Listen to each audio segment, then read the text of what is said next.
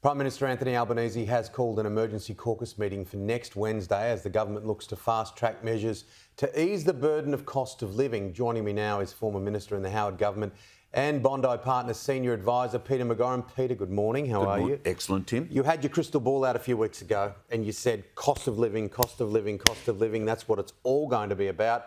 Boom. Well done.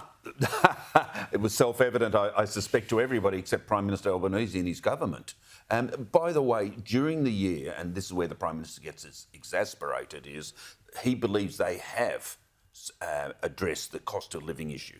Do you think they have? Yes, to a point. They've increased wages in the aged care sector. They've increased the minimum wage. They've provided electricity relief. They've provided childcare relief. But there's no narrative, Tim. He's not seen as the champion of ordinary Australians tackling the cost of living crisis. Somehow, because of the Voice referendum and his overseas trips, he seems detached. So it's all very well having these measures, but if they're one-offs, the media lose interest, the caravan moves along, and he's not left with an image, or he hasn't got any credit for it. That's what he needs to do. The narrative twist needs to happen, doesn't it? Because a lot of Australians are thinking, why did we spend all this money on the referendum that didn't work? Yeah, it's an easy narrative, but it's not that easy to twist around. And obviously, they're on the front foot here. This is much about functioning work as politicians as it is PR. Correct. I'd hate to know what their polling's showing them, because to call the caucus back in this way, it's very dramatic. We'll get the headlines. The Prime Minister will come out of that meeting with some commitments. He can't come out and say, well, it was just a talk fest. Mind you, I can already write the script for the opposition along those lines. So it'll be fascinating, but they are clearly fully aware that their political fortunes are deteriorating.